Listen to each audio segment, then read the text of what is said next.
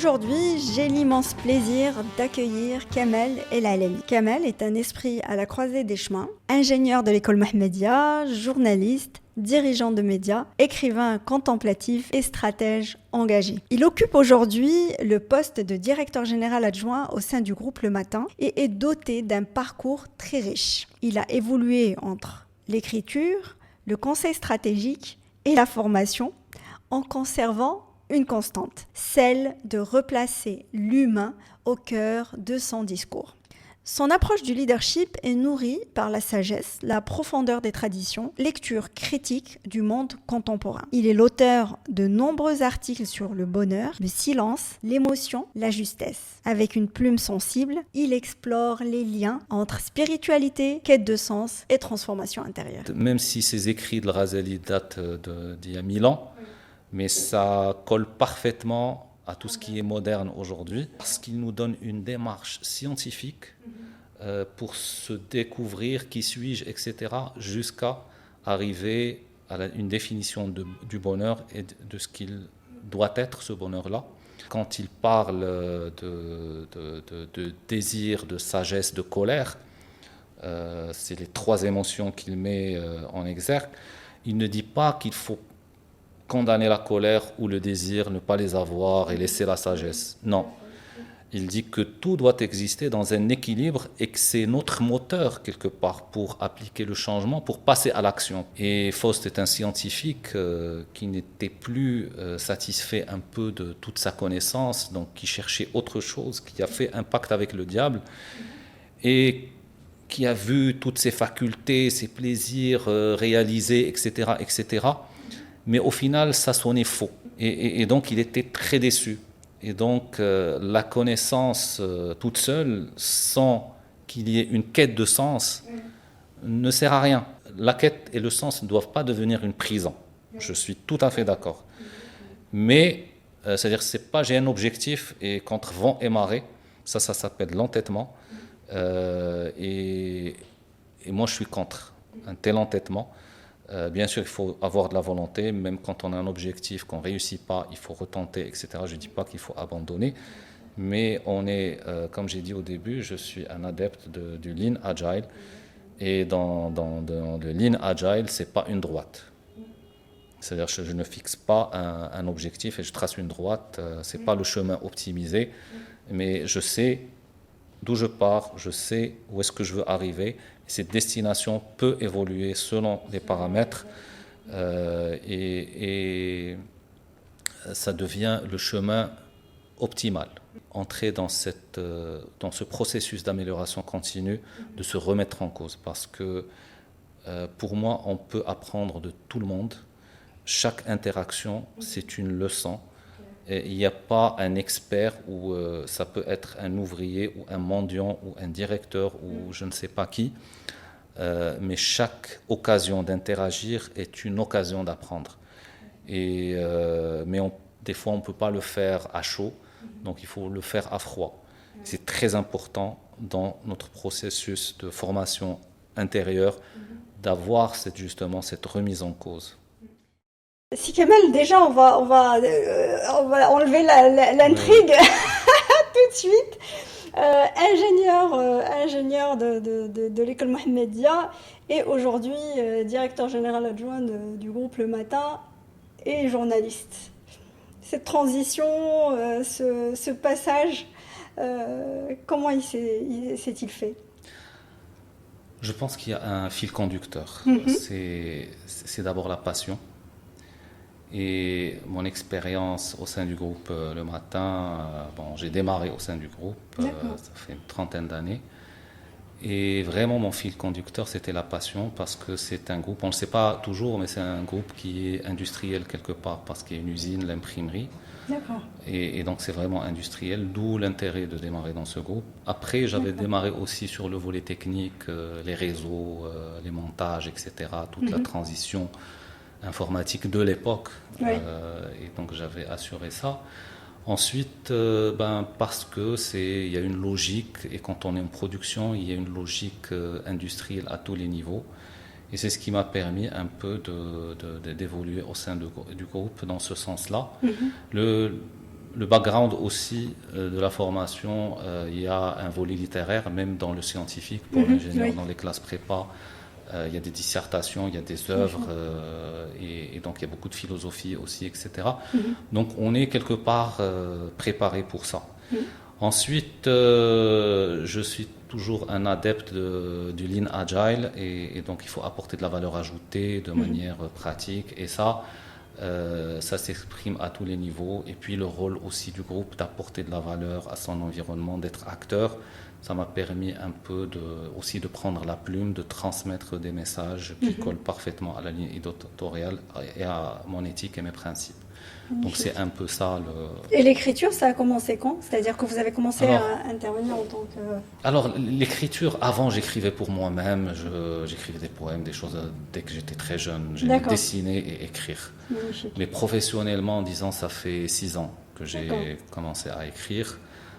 Au début, c'était juste des essais qui ont été appréciés. J'étais encouragé par que ce soit le PDG du groupe, mes collègues ou mes amis. Et donc, comme ça, j'ai augmenté la fréquence et j'ai commencé à écrire plus souvent sur différents sujets. Magnifique. Voilà. Alors, en fait, moi, j'ai entre les mains un chef-d'œuvre et une merveille que j'invite tout un chacun. Alors tu me diras s'il est disponible et qu'on puisse la voir. Et en fait, c'est un recueil quelque part de plusieurs articles qui sont apparus dans le journal Le Matin pendant le mois de Ramadan dernier. Ça s'appelle Éclat de vérité.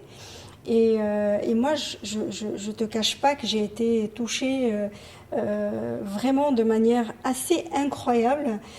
J'avais pas lu ces articles, mais j'ai lu j'ai pas pu m'arrêter de lire ce recueil tellement il est profond, tellement il est incroyable.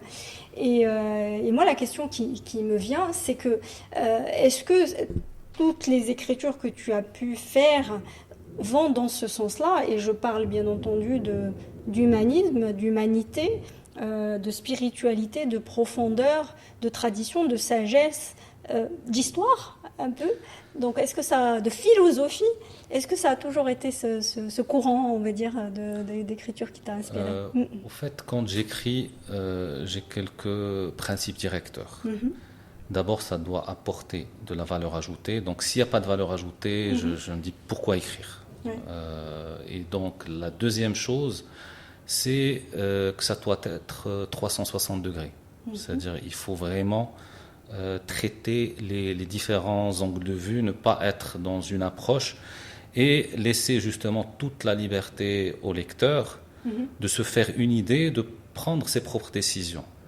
Parce que c'est l'éthique journalistique, elle est là. En tout cas pour moi, je ne veux pas écrire que mon avis ou mettre en valeur un avis et l'imposer au lecteur. Et en réalité, j'écrivais sur des sujets souvent scientifiques. J'ai traité du dessalement de l'eau, d'autres sujets, l'IT, etc. Mais quand j'écris, c'est toujours différent. Par exemple, le dessalement, quand j'ai écrit sur le volet qui est sous l'eau, dont on ne parle jamais. J'ai écrit sur les ports, c'était pratiquement une analyse, une étude. Et donc là, je parlais de capacité des bateaux et de l'impact sur l'économie, etc. C'est-à-dire c'est vraiment des angles d'attaque qui sont complètement différents, mais qui apportent une valeur ajoutée, qui éclaire un peu le lectorat par rapport à ces sujets-là. Et pour ce livre-là, j'avais écrit ces chroniques ou articles pendant le mois de Ramadan. Après, il fallait les rassembler en un seul ouvrage. Et je remercie Mohamed Haythami, le PDG du groupe, parce que c'est lui qui a insisté pour que ça soit fait en recueil. Et ça a permis de vraiment mettre en valeur ces écrits-là. Et il me fallait chercher aussi un titre. Et ce titre-là respecte les mêmes principes. C'est éclat de vérité parce que je ne parle pas de vérité mais d'éclat. Parce que c'est la réalité, c'est vraiment ça. Après, c'est très ouvert, ça n'impose rien au lecteur. C'est-à-dire c'est le même principe et je cherche à apporter une valeur ajoutée justement au lecteur. Magnifique. En tout cas, il est fabuleux, hein. Je conseille tout un chacun de s'y pencher. Et je pense que justement, cette liberté de laisser chaque personne se retrouver à travers à travers son niveau et à travers ses connaissances et trouver une continuité de réflexion. C'est ça que je trouve assez incroyable dans ce livre. Il est en 3 parties. Oui, c'est 3 sections. En fait, il y a une première section qui est plus des réflexions, c'est plus des réflexions spirituelles. Oui. Soit émanant, c'est-à-dire c'est soit mes propres idées, soit des choses que je retiens du Coran et que j'explique d'une manière complètement différente. D'ailleurs, même la première chronique concernant Ramadan, en lisant le titre, on va se dire c'est encore un truc sur Ramadan, mais c'est complètement différent. C'est-à-dire quand on lit ça, c'est vraiment une lecture qui est attrayante, qui apporte de la valeur ajoutée. Et il y a des sujets très importants par rapport à des invocations, par rapport à l'amour de Dieu, mais c'est des choses qui peuvent parler à une personne ou une autre selon les circonstances. La deuxième section, elle est sur le Ghazali, la chimie du bonheur, ou l'alchimie du bonheur. Alors, je l'ai pas appelé, j'ai pas traduit, c'est Kimia Sa'adam, j'ai pas traduit alchimie parce que alchimie, ça fait mystique, ça fait sorcellerie, ça fait très différent de nos jours. Et la chimie, c'est très scientifique. Et au fait, même si ces écrits de Ghazali datent d'il y a 1000 ans, mais ça colle parfaitement à tout ce qui est moderne aujourd'hui. C'est assez incroyable. Parce qu'il nous donne une démarche scientifique pour se découvrir qui suis-je, etc., jusqu'à arriver à une définition du bonheur et de ce qu'il doit être, ce bonheur-là. Et ça, de manière très simple, dans un langage très accessible, et avec un séquencement très logique et très scientifique. Et ça m'a vraiment interpellé parce que je m'intéresse énormément aussi au leadership et au self-leadership surtout. Et le self-leadership, il le décrit tellement bien, c'est incroyable. Alors la troisième section, je cherchais au début juste à compléter parce que je ne pensais pas faire, c'est-à-dire un article par jour durant le mois de Ramadan. Mais M. Hitami, quand il a lu les premiers articles, il m'a dit il faut absolument compléter la série. Alors, j'ai dit ok, donc j'ai cherché un ouvrage. Et l'ouvrage que j'ai trouvé, c'était L'incohérence des philosophes. Alors, ça m'a permis de faire la troisième section, qui est une section aussi incroyable. Là, on ne parle, c'est-à-dire déjà la deuxième section, on cherche plus le musulman ou le croyant, parce que ça parle à tout le monde. Alors la troisième section, là aussi, ça parle à tout le monde parce que c'est des démonstrations plus ou moins basées sur une réflexion d'Al-Ghazali, mais qui est très scientifique quelque part. C'est une démarche très logique et confortée avec une approche, des différentes approches scientifiques actuelles. Et donc ces lectures-là, ces lectures étaient vraiment incroyables, visionnaires et contemporaines, parce qu'à l'époque, lui parlait indirectement du Big Bang, du quantique, d'un certain nombre de choses, alors que c'est des choses tout à fait récentes et modernes. Donc c'est vraiment incroyable et ça m'a beaucoup intéressé. Donc j'ai essayé de ressortir un peu l'essence de son approche, sans les cornets, et donc derrière ça m'a permis de faire cette troisième section qui est aussi très intéressante. Magnifique. Alors si on revient sur le leadership et l'approche du leadership d'Al-Ghazali qui est aujourd'hui totalement de circonstances et moi personnellement, et ça n'engage que moi, je trouve que c'est la base aujourd'hui de tout ce qu'on appelle développement personnel et tout ce qu'on nous apprend, que ce soit dans les livres ou même dans les formations. Il le fait d'une manière, comme tu l'as dit, assez simple et assez facile d'appréhender en fonction des niveaux de chacun. Bien sûr, on peut l'appréhender avec une profondeur assez incroyable quand on est un peu plus initié. Et moi, ce que j'ai adoré en lisant, c'est que justement, c'est comment on peut partir de cette, on va dire, de cette connaissance de soi vers ce que tu as appelé le leadership personnel et impacter par la suite les autres. Donc si tu peux nous en dire un peu plus, parce que c'est quand même, je pense, le socle de tout, c'est de se connaître soi-même. Exact. Et bien entendu, si tu peux aussi faire le lien avec ton quotidien, avec ton leadership à toi, au niveau du groupe le matin. Alors, déjà lui, quand il dit dans la question « qui suis-je ?», c'est une question à se poser et il ne faut pas se hâter à répondre parce que on a des réponses toutes faites. Chacun pense se connaître. Qui se connaît, tout à fait. Mais réellement, ce n'est pas le cas. Donc, c'est-à-dire il faut vraiment prendre le temps de faire le silence, de méditer, de ne pas être impacté par le bruit justement dans lequel on vit, avec le téléphone qui sonne, les messages, je ne sais pas quoi, même, c'est-à-dire être seul quelque part et se poser profondément cette question. Alors pourquoi cette question « qui suis-je » c'est de là que va ensuite venir le sens, la quête de sens, parce que si je me connais, je sais ce qui m'impacte, ce qui m'importe, ce qui est intéressant pour moi, et donc j'identifie clairement mes objectifs et ce que je cherche, et donc vraiment mon existence commence à prendre un peu de sens, et derrière il donne des étapes. C'est-à-dire il explique que c'est pas facile. Une fois que je sais qui je suis, forcément je dois travailler sur qui je suis pour justement avoir des équilibres, en passant par les émotions, en passant par en purifiant le cœur, parce que c'est vraiment le cœur qui est très important, parce que notre cœur, c'est le maître de nos émotions. Si on se sent triste ou heureux, ça vient du cœur. Si on a une remarque qui est déplacée, on sent un pincement du cœur. Et tout de suite, on n'est plus heureux, on perd tout sens du bonheur, etc., etc.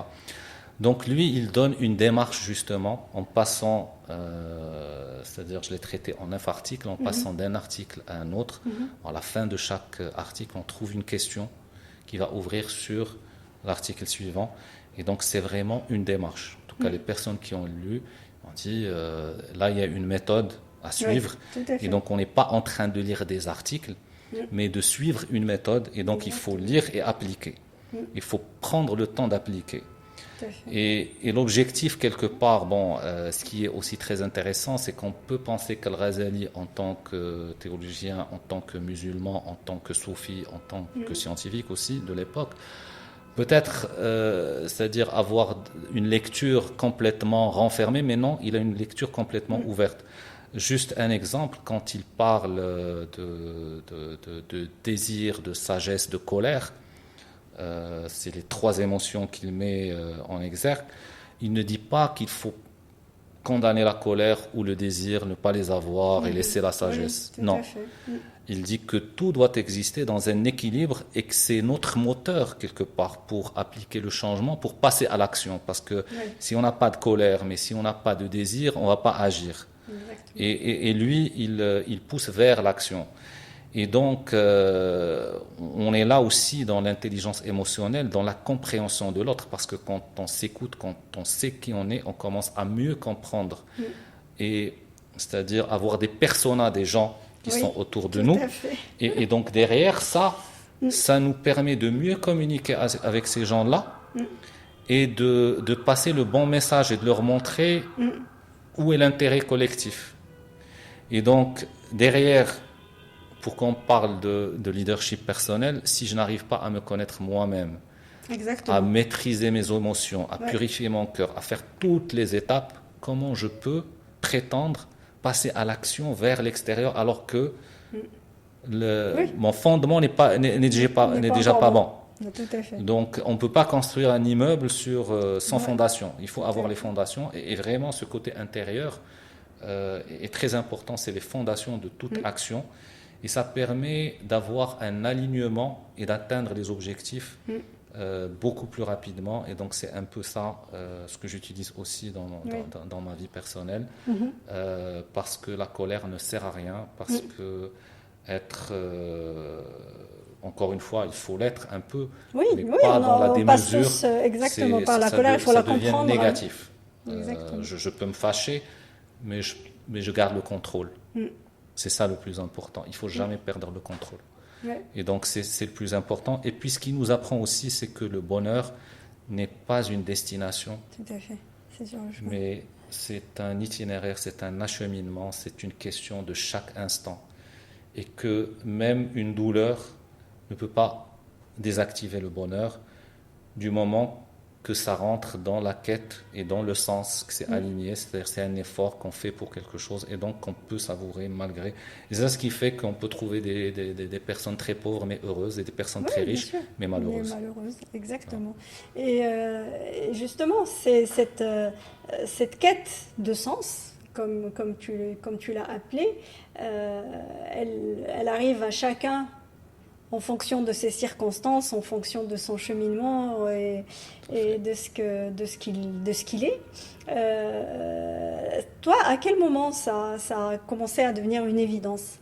Est-ce que ça a toujours été là ? C'est-à-dire, parce qu'en fait, j'essaye de faire le lien avec cette envie et cette assiduité à écrire, parce que un des éléments fondamentaux quand on veut mieux se connaître ou quand on veut rééquilibrer quelque part son être, c'est l'écriture, c'est d'écrire ce qu'on ressent, d'écrire ce qu'on voit, d'écrire comment on veut faire voir les choses évoluer, ce qu'on appelle chez les Américains le journaling, donc ça c'est aujourd'hui très à la mode, mais en fait en réalité il y a des gens qui tombent dedans très jeunes, comme toi. Et est-ce que c'est justement le fait de l'avoir commencé si jeune, est-ce que c'est ça qui a permis de prendre conscience rapidement de cette quête de sens ? En fait, c'est une quête de sens qui arrive dès le jeune âge. Franchement, l'environnement est très important. Déjà, les parents, quand la manière d'éduquer, de transmettre, c'est-à-dire on fait des études mais dans un objectif. On n'est pas en train d'étudier pour avoir une bonne note ou pour juste réussir, mais on nous donne toujours, voilà, il faut étudier parce que. Et bon, au début on se dit c'est très loin, c'est pas important, etc. Mais au fil des années, on commence à voir les choses et à toucher les choses vraiment, et aussi certaines lectures, notamment qu'elles soient religieuses ou autres, c'est-à-dire le Coran, il est très sage, très profond dans sa structure, dans sa manière, et il nous pousse à la réflexion. Et donc derrière, ça permet aussi de mûrir, parce qu'en voyant en nous racontant des histoires, donc on voit des choses, comment elles commencent, comment elles finissent. Et donc, entre le début et la fin, il faut beaucoup de patience, il faut beaucoup de sagesse, il faut beaucoup d'action et de remise en cause et d'acceptation, etc., etc. Mais ça finit par se dénouer. Et donc, ça aussi, c'est une image incroyable. Et il y a aussi une lecture que j'ai eue, c'est Faust de Goethe. C'est un ouvrage allemand, c'est une œuvre vraiment référence dans la culture allemande. Et Faust est un scientifique qui n'était plus satisfait un peu de toute sa connaissance, donc qui cherchait autre chose, qui a fait un pacte avec le diable et qui a vu toutes ses facultés, ses plaisirs réalisés, etc., etc. Mais au final, ça sonnait faux. D'accord. Et donc, il était très déçu. Et donc, la connaissance toute seule, sans qu'il y ait une quête de sens, ne sert à rien. Et justement, Faust y arrive dans cette œuvre de Goethe. Et ça aussi, ça m'avait marqué. Et une phrase vraiment spéciale dans ce livre, que peut-être je n'oublierai jamais, c'est que dans le pacte avec le diable, il lui a dit, c'est-à-dire tu resteras à mon service, tu ne prendras mon âme qu'au moment où je dirai, instant qui passe, arrête-toi, tu es trop beau.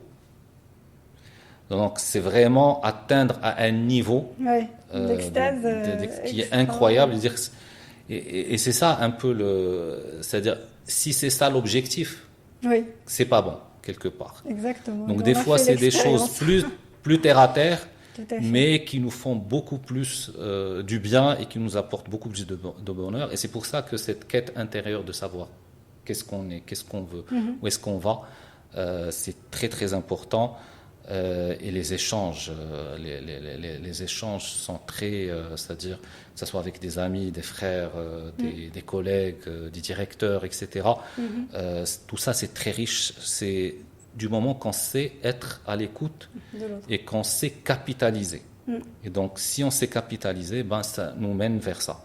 Après, pour l'écriture elle-même, ça permet d'ouvrir d'autres horizons.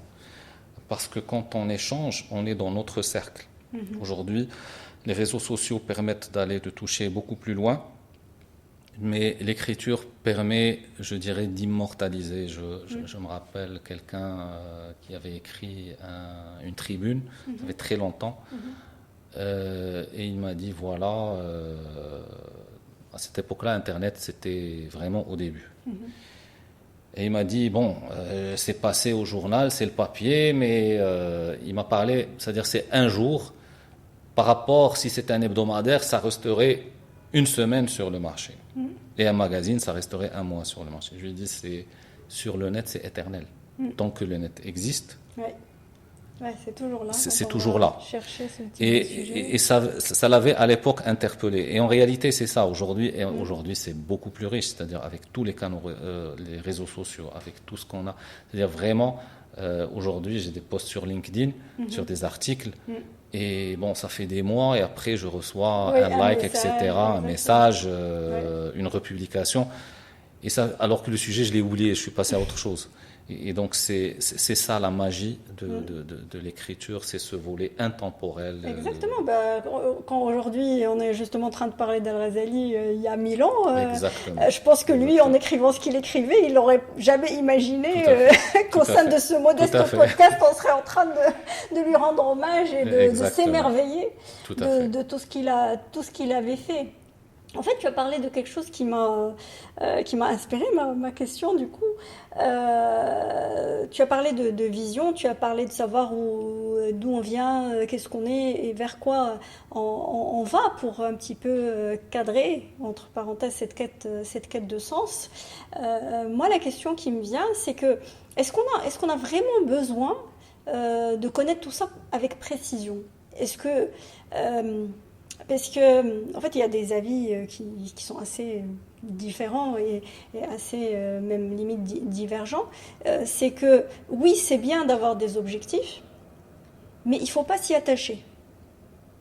Parce que le chemin, justement, peut faire que ce qu'on a imaginé soit beaucoup plus, on va dire, beaucoup moins intéressant que si on se laisse porter par le chemin et s'ouvrir à ce qui peut être une merveille et qui ne dépend pas spécialement que de nous et de notre volonté. Tout à fait, tout à fait. Je suis parfaitement d'accord et ça me rappelle une question que j'avais eue vraiment au dernier stage que j'ai eu lors de ma formation.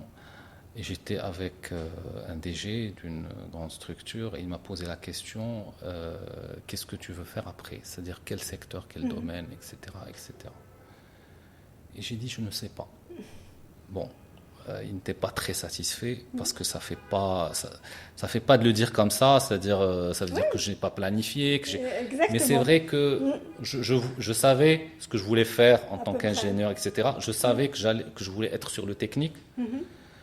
Parce que j'ai eu une opportunité de ne pas être sur le technique, c'est-à-dire en prenant mon diplôme, de partir sur le commercial et le management, etc., directement. Mais je me suis dit non, je dois commencer avec le technique parce que j'ai fait génie industriel. Ça va rester vraiment une frustration. Si je ne passe pas par l'usine, je me dis pourquoi j'ai fait ces études. Et donc c'est pour moi, le groupe Le Matin, j'ai commencé sur le volet technique. Installation de machines, j'ai mis le bleu de travail, etc., etc. Et donc ça, c'est ça répondait à cette phase-là. Mais maintenant, quand on parle de quête de sens, c'est beaucoup plus fort. C'est-à-dire, c'est qu'est-ce que je veux faire de ma vie? Quelle est ma valeur ajoutée? Qu'est-ce que je veux apporter comme valeur? C'est pas forcément dans le business ou dans le volet personnel, mais il y a des questions déterminantes. Chacun saura répondre à sa manière. Et il n'y a pas de bonne ou mauvaise réponse. C'est vraiment chaque personne. Moi, j'ai fait le choix de me marier, d'avoir des enfants assez tôt, etc., etc. D'autres ont choisi de ne pas se marier ou de se marier vraiment tard parce qu'ils pensaient que c'était un frein sur le volet professionnel ou autre, où ils veulent beaucoup plus de liberté, se déplacer, etc. Je respecte tous les choix. Mais c'est juste ne pas tout subir. C'est-à-dire, il faut être assez opportuniste, mais être aussi assez juste. Parce que il y a des fois des opportunités qu'on rencontre dans la vie, il faut bien réfléchir. Si on veut les saisir, il faut les saisir. Et ça a des implications. Et donc, quelque part, quand je dis... et cette quête, c'est vraiment réglable. Si je suis sur un projet, pourquoi ce projet? Quelle est sa valeur ajoutée? Et donc, ça me permet déjà de faire fédérer les gens et de le réussir. La quête par rapport à ma vie personnelle, par rapport à ma vie professionnelle, à ma vie sociétale, etc., etc.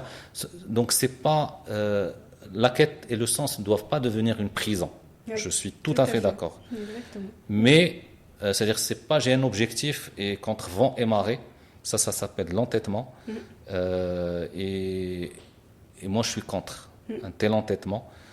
Bien sûr, il faut avoir de la volonté, même quand on a un objectif, qu'on ne réussit pas, il faut retenter, etc. Je ne dis pas qu'il faut abandonner, mais on est, comme j'ai dit au début, je suis un adepte du Lean Agile. Exactement. Et dans le Lean Agile, ce n'est pas une droite.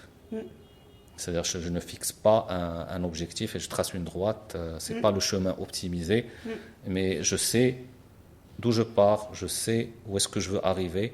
Cette destination peut évoluer selon les paramètres et ça devient le chemin optimal parce que les paramètres ont changé. Tout à fait. Et donc c'est ça un peu ma... Est-ce que dans ta vie professionnelle, tu as déjà vécu quelque chose qui corrobore cette théorie, on va dire, c'est-à-dire est-ce que tu as, en commençant dans l'industriel pur, oui. Est-ce que tu imaginais un jour devenir justement cette plume extraordinaire qui alimente le matin de ces sujets, on va dire, très profonds. Comme j'ai dit au début, c'est-à-dire j'étais assez doué pour l'écriture de manière générale, sauf que avant j'écrivais des poèmes pour moi-même et ensuite des rapports techniques ou autres, des reportings, des choses comme ça. Passer à journaliste, franchement, au début, non. Je ne le voyais pas comme ça, même si j'ai beaucoup travaillé avec la rédaction, dans l'approche, c'est-à-dire l'organisation au début, etc. Mais j'ai jamais pensé vraiment écrire. Et puis, à un certain moment, quand il faut dire qu'au début, avec le technique, j'étais tellement chargé que je ne pouvais pas réfléchir à autre chose. Après, la structure a grandi, on a eu d'autres directeurs techniques, etc., qui étaient compétents, qui ont pris le relais. Et donc, c'est tout l'intérêt, justement, de faire confiance, de transmettre pour évoluer, parce que c'est un process de maturité quelque part, peut-être qu'on en parlera tout à l'heure, mais cette maturité, c'est ce qui permet d'évoluer, de changer, de passer d'une étape à l'autre. Et je pense que c'est ce processus-là qui m'a permis de passer vers l'écriture. Magnifique. Justement, on va sauter dessus. On ne va pas aller chercher loin. Okay. Donc, justement, cette maturité, en la mettant en parallèle de cette connaissance de soi, de cette quête de ce qu'on est réellement et de à quoi on peut réellement aspirer et quelle est notre mission, comment elle nous fait arriver justement à cette maturité pour se sentir, je dirais pas sûr, mais confiant de nos pas. De se dire, ces pas-là, ils vont dans ce sens-là.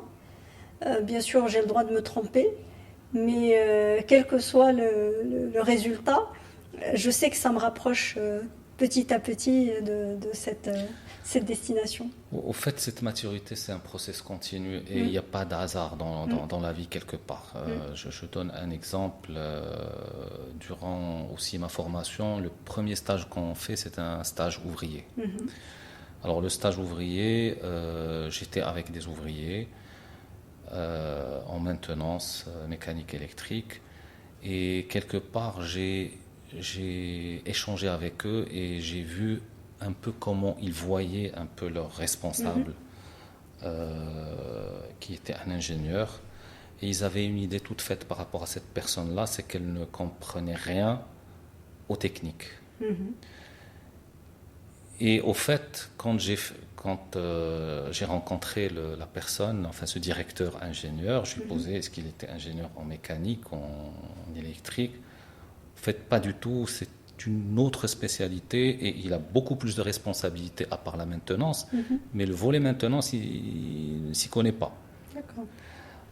Alors que pour eux, il est mécanicien, exactement, il est spécialisé, mais il ne comprend pas. Donc ce manque de communication fait qu'on se fait des idées complètement fausses c'est-à-dire c'est une disparité entre les deux, c'est une dichotomie incroyable, une séparation, il y a vraiment un mur entre les deux. Et à l'époque, je m'étais dit attention, il ne faut pas, c'est-à-dire quand je serai dans cette fonction d'ingénieur, il faut que je fasse attention à ça. J'ai eu la chance d'être dans un milieu très syndiqué, ce qui n'est pas facile. Et ça permet vraiment parce que quand on communique, on pense qu'on a transmis le message, même en faisant très attention, finalement, il y a toujours quelqu'un qui va mal le comprendre ou mal l'interpréter et le prendre négativement. Et ça crée tellement de tension pour rien. Tout à fait. Donc ça m'a permis de mieux comprendre un peu ces process-là et de mieux expliquer, de mieux communiquer, parce que quand on n'arrive pas à transmettre un message, il faut qu'on se remette soi-même en question. Ça veut dire qu'on n'a pas su mettre en place les mots et être assez clair et assez convaincant quelque part, parce que c'est... Et ça permet de construire. Et ça permet aussi de préparer le terrain à quelqu'un qui va prendre le relais et pour partir vers d'autres responsabilités. Donc c'est ça un peu Il y a aussi le fait d'être volontaire, parce que il faut oser. Quand on a une proposition, c'est pas parce que c'est pas notre spécialité qu'on va la rejeter, mais c'est un défi. Et donc cette ouverture vers le défi fait aussi qu'on peut, c'est-à-dire créer des opportunités et gagner en compétences et en confiance et en considération et en réputation aussi. Donc c'est vraiment de cette manière-là que les choses se sont construites. Et au sein du groupe, j'ai dû passer des intérims sur différents postes, que ce soit le RH, que ce soit le finance, que ce soit le commercial, que ce soit un certain nombre de postes. Je pouvais dire non, mais je disais jamais non. C'est pas pour c'est-à-dire disperser, mais c'est pour mieux comprendre, mieux cerner les choses. Et donc c'est ce qui m'alimentait pour aller plus loin. Donc c'est ça C'est magnifique. Au fait, aujourd'hui, directeur général adjoint, il y en a qui vont y arriver d'un poste d'expert vers ce type de responsabilité. Mais quand vous dites avoir fait un petit peu le tour de l'écosystème de votre organisation et que vous en êtes aujourd'hui là, je suis sûre que dans le quotidien, dans la façon dont vous gérez vos relations, que ce soit avec la RH, justement, avec la technique, avec l'IT, avec toutes ces personnes-là, choses des fois qui peuvent créer des tensions, forcément, parce qu'on ne connaît pas le métier de l'autre, et donc on part du principe que c'est facile et qu'il aurait pu faire que. Voilà, donc comment ça ça permet d'améliorer justement ce quotidien et rendre les relations au sein d'une équipe, d'un COMEX, d'une direction beaucoup plus intéressantes. Ben déjà, quand on parle le même langage, on se comprend mieux. Et quand on se comprend mieux, on construit plus ensemble. Et c'est ça ce qui est le plus important. Maintenant, il y a aussi un biais. À certains moments, il faut savoir se détacher. Parce que, c'est-à-dire connaître un métier ou l'avoir pratiqué sur une période ne fait pas de moi un expert. Et les personnes qui sont là, c'est des personnes expertes qui ont des carrières gérées dans ces domaines-là. Et donc, il faut rester très humble, à l'écoute, ne pas se dire non, je connais. Et là, ça devient aussi un mur. Et donc, c'est-à-dire la communication reste vraiment centrale. C'est-à-dire, et il faut vraiment conjuguer les efforts pour verser dans le même sens, dans la synergie. Pas dans le désordre. Et c'est ça l'exercice un peu qui est plus compliqué, plus subtil à faire. Et puis, au-delà de ça, aujourd'hui, tout évolue à une vitesse incroyable. Et c'est ça ce qui fait qu'on est dans un monde depuis Covid qui est complètement différent, de jour en jour d'ailleurs. C'est clair. Ça serait vraiment intéressant que tu puisses nous parler en fait des valeurs qui t'animent au quotidien. C'est-à-dire que moi, je peux les deviner là de la discussion qu'on a eue jusqu'à maintenant. Donc il y a l'agilité, il y a la souplesse, il y a cette ouverture d'esprit. Cette capacité à être indulgent avec soi-même et avec les autres et de pas trop jouer le connaisseur. Donc, mais c'est quoi la valeur maîtresse de tout ça, de ce qui anime ton leadership, de ce qui anime ta façon de gérer aujourd'hui? Si on avait une ou deux, ça serait lesquelles? C'est-à-dire, d'abord, quelque part, il faut être sincère. Parce que si on n'est pas sincère, c'est pas bon.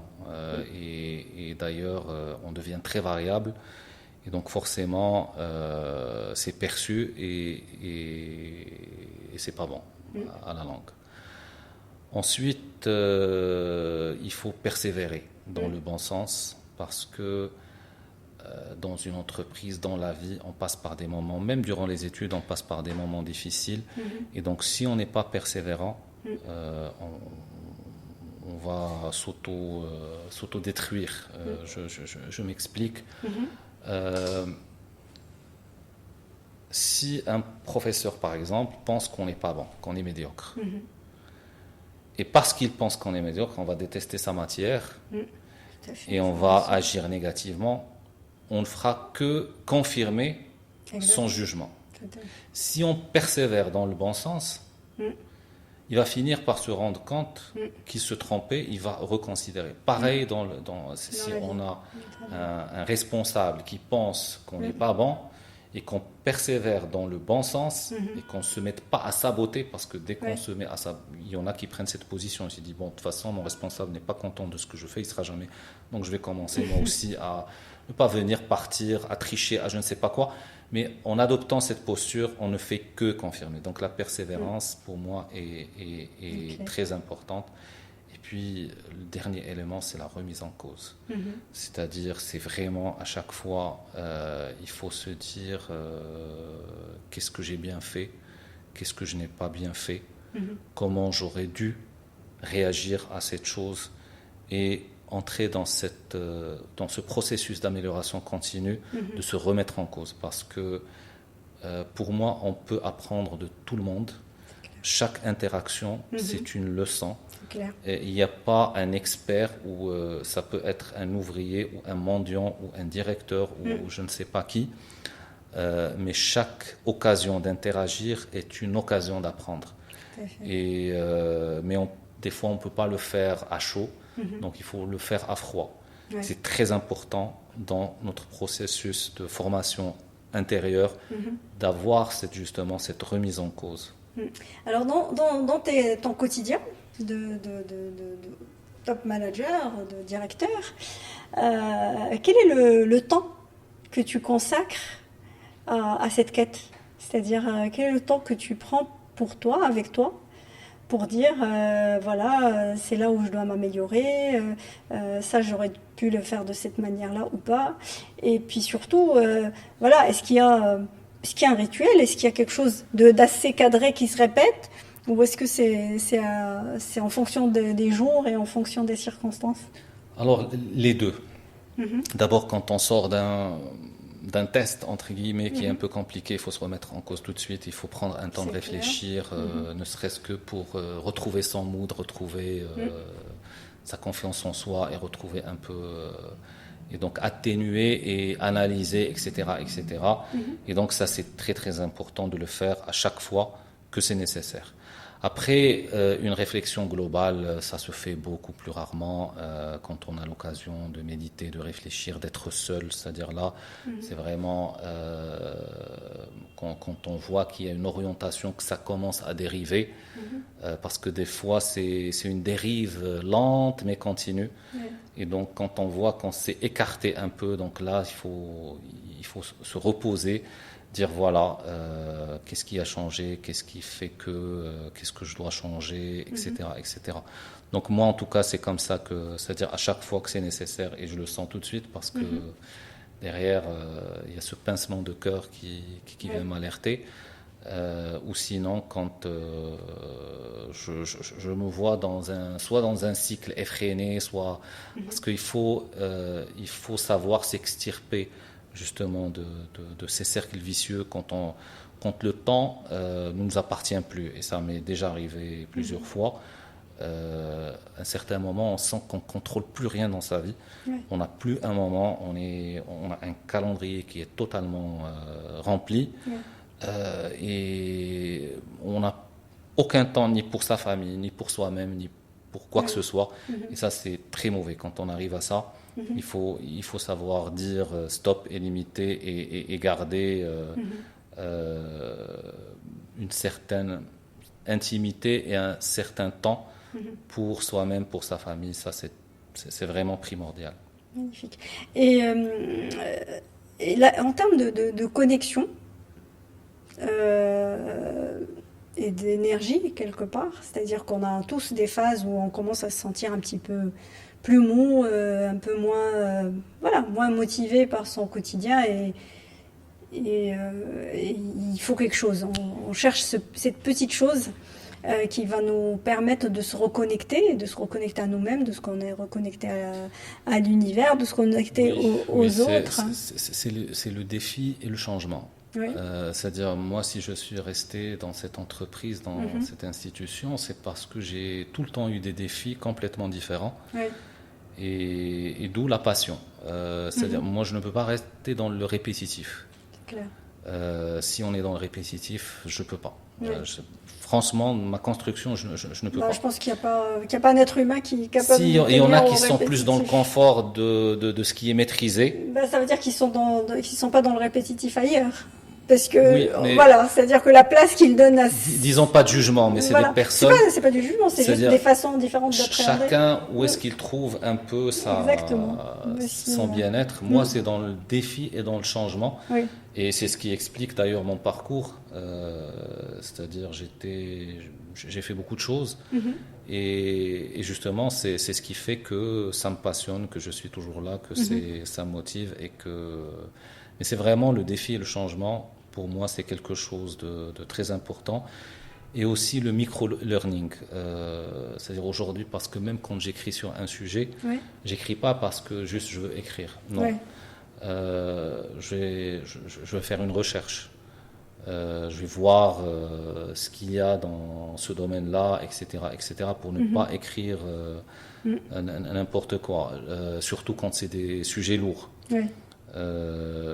Par exemple, pour le dessalement, ça m'a pris un mois de préparation sérieuse dans 3-4 jours durant une semaine de vacances. Et parce que c'est durant les vacances que j'ai pu dédier plus de temps à ça. Mais c'est parce que c'est un sujet qui m'a passionné. Ouais. C'était complètement nouveau. Mais après, quand j'ai écrit sur le sujet, les gens pensaient que j'étais spécialité hydraulique, dessalement, etc. Alors que je ne suis pas expert. Mais les gens m'ont pris pour un expert, la manière de parler, la maîtrise. Mais j'ai vraiment maîtrisé le sujet parce que je suis rentré dedans. Magnifique. Et donc c'est ça un peu mon fil conducteur, si on veut. Magnifique. Si tu étais aujourd'hui El Razali, pour revenir à cette œuvre extraordinaire, et que tu devais justement conseiller aux leaders d'aujourd'hui, aux patrons d'entreprises, aux entrepreneurs, des axes, donc pas tous les 9, mais Non, c'est clair. 3, 3 des axes qui pourraient leur permettre de s'en sentir d'abord plus légers dans l'exercice de leurs fonctions, de s'auto-nourrir au quotidien de ce qu'ils réalisent et de cette clairvoyance qu'ils peuvent avoir et qui permet de mener les autres avec soi. Ça serait quoi? Alors, bon, les leaders d'aujourd'hui, déjà, je les plains parce que c'est devenu très, très compliqué. Il y a beaucoup de théories, mais les choses changent tellement vite que c'est très compliqué de tout le temps s'adapter. Mais quelque part, il faut être naturel d'abord. C'est-à-dire cette connaissance de qui suis-je est très importante. Et on dit chasser le naturel, il revient au galop. Donc derrière, il faut d'abord se connaître. Faire le ménage, c'est-à-dire dans son intérieur, etc., etc. Comme ça, la vision est claire. Parce que si la vision n'est pas claire pour les collaborateurs, on ne peut pas aller loin. S'il n'y a pas c'est-à-dire ce partage de sens et de quête, qui est d'ailleurs dans la démarche ISO, on parle toujours de la vision, la lettre de la vision et les objectifs, c'est le plus important du système de management de qualité. Ben c'est pareil, quelque part, cet objectif, s'il n'est pas clair pour tout le monde, et je dis clair et limpide, les gens ne vont pas embarquer. Ils vont plus penser à des intérêts personnels, à ce que je tire de cette boîte, de ce salaire, etc., etc., plutôt que qu'est-ce que j'apporte à cette entreprise. Ensuite, il faut qu'il soit, c'est-à-dire ce cheminement vers le bonheur, il faut qu'il soit partagé. C'est-à-dire, quand on sait où on va, ben on sait que, c'est-à-dire dans notre approche, quand je suis en train de travailler ou j'apporte quelque chose, je contribue. Et des fois, même si c'est dans la douleur, bon, je suis content parce que derrière, au-delà de l'objectif, j'ai une pérennité d'emploi, j'ai une pérennité, j'apporte une valeur peut-être à ma société, pas l'entreprise, vraiment la société. Et donc, que je suis en train de travailler peut-être même l'avenir de mes enfants, parce que quand je contribue à l'économie nationale quelque part, chacun contribue à son niveau. Mais c'est quand on fait la somme de ces contributions qu'on a un résultat intéressant au niveau du PIB et donc dans le développement du pays, etc., etc. Et chacun d'entre nous doit se poser la question, qu'est-ce que je laisse à mes enfants? J'ai vécu dans un pays qui est bien, qui est stable, qui s'est développé malgré les difficultés, etc. Mais est-ce que je veux transmettre c'est-à-dire cette même... Et d'ailleurs, ça me fait penser à un article de l'invocation à 40 ans, mais qui est aussi une démonstration magistrale de leadership. Parce qu'il parle justement de reconnaissance envers ses parents, envers Dieu, et donc cette reconnaissance vers les salariés aussi, vers l'actionnaire, c'est-à-dire des différentes composantes de l'entreprise est très importante, qui parle de responsabilité et on est tous responsables, d'où le leadership, le self-leadership personnel. C'est chacun est responsable. C'est-à-dire, s'ils arrivent à transmettre que chacun devient leader au sein de la structure, on aura réussi. C'est vraiment ça. Et nous, en tout cas, c'est ce qu'on essaie de mettre en place. Ensuite, il y a la transmission. Qu'est-ce qu'on veut transmettre? Dans la sourate, on parle c'est-à-dire des enfants, etc., dans cette invocation, mais en réalité, c'est la transmission. Qu'est-ce qu'on veut transmettre?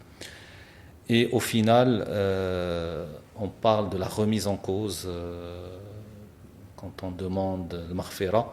C'est-à-dire qu'on s'est quand même trompé, malgré toute cette volonté, cette responsabilité. On ne peut pas, personne n'est parfait, donc on a forcément des erreurs.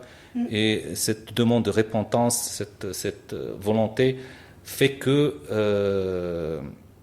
cette remise en cause permet justement de gagner même le respect de ses collaborateurs, de ses collègues, etc. etc. Donc pour moi, c'est un peu ces 4 piliers, si on arrive à les aligner, quelque part, on a déjà à 80% de la réussite. On est déjà à 80% de la réussite. Magnifique. Pour finir, Kamal, et merci infiniment pour cet échange. Un livre qui pour toi a vraiment été le catalyseur du changement, le catalyseur de la transformation intérieure, ça serait lequel? Alors, je dirais d'abord le Coran, parce que il me fascine, c'est incroyable, il est à plusieurs niveaux et chaque fois que je lis, j'ai une compréhension de certains passages que je n'ai jamais vus. En tout cas, j'ai l'impression de les avoir jamais vus. Et il me fait aussi poser des questions pour aller chercher des réponses. Et donc ça, c'est exceptionnel. Après, il y a Faust, dont j'ai parlé, qui peut sembler, on parle du diable, etc., mais c'est incroyable les leçons qu'il donne par rapport justement aux limites du matériel. C'est-à-dire le matériel, lui, il est là, mais ça ne peut pas être une quête absolue parce qu'au final, il y a une grande déception. Et quand on lit la vie de Faust, on le comprend. Et c'est incroyable que ça soit dans la culture allemande, mais... mais c'est très fort, c'est très fort. Il y a aussi l'art de la guerre qui m'a été offert par un de mes anciens PDG, qui est aussi magnifique parce que ça donne toute la place à la connaissance de l'autre, à la stratégie, etc., etc. Donc pour moi, c'est vraiment un incontournable. J'ai découvert dernièrement, bien sûr, ces 2 livres d'Al-Ghazali. Et je suis en train de creuser un livre d'Ibn Arabi qui concerne les conquêtes spirituelles à la Mecque. Et c'est vraiment aussi, ça a des approches aussi très différentes de ce que je connaissais jusqu'à présent. Et ça m'a aussi fasciné, et donc je suis en train d'essayer de mieux le découvrir, de mieux comprendre, parce qu'il parle de l'insan al-kamil, l'être parfait, alors que de prime abord on peut dire le parfait c'est Dieu, mais l'approche, l'explication qu'il donne est vraiment fascinante, et ça rejoint Éclat de vérité, parce que lui, juste en résumé, il fait que Dieu est parfait et l'homme est l'image de Dieu, mais dans des éclats. Pas dans une continuité. Et je trouve cette image aussi très intéressante, très fascinante. Et tout ça complète un tableau chez moi pour une meilleure compréhension du monde et une meilleure interconnexion. Donc, voilà. De toutes les manières, je pense que ça c'est valable pour tout un chacun. Quand on commence cette quête, tout va converger pour qu'elle soit la plus extraordinaire possible. Et surtout qu'elle puisse être dans la continuité.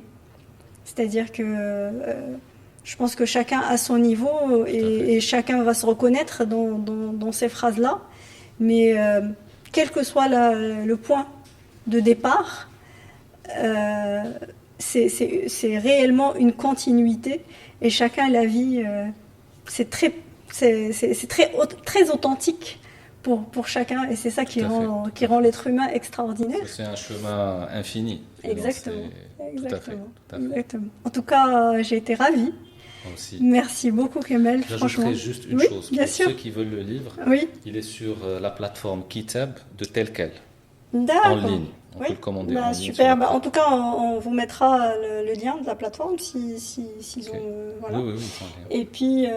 Et puis franchement, il est très très facile à lire et il est juste waouh. Il est vraiment Merci beaucoup. extraordinaire. En tout cas, merci beaucoup. Merci. Merci à toi. C'était un honneur pour moi Ben, de faire tout le plaisir est cet pour moi. entretien avec toi. Merci beaucoup. Et bah, j'espère à très vite. Plaisir. Merci beaucoup. Merci. Vous venez d'écouter un nouvel épisode de CEO Enlightenment. Dans ce voyage, à travers l'expérience et la conscience des dirigeants, une vérité s'impose. Le leadership éclairé ne se mesure pas seulement en résultats, mais en alignement avec soi, avec les autres et avec le monde. Chaque décision, chaque choix est une opportunité de grandir, de transmettre et d'inspirer. Merci d'avoir partagé ce moment avec nous.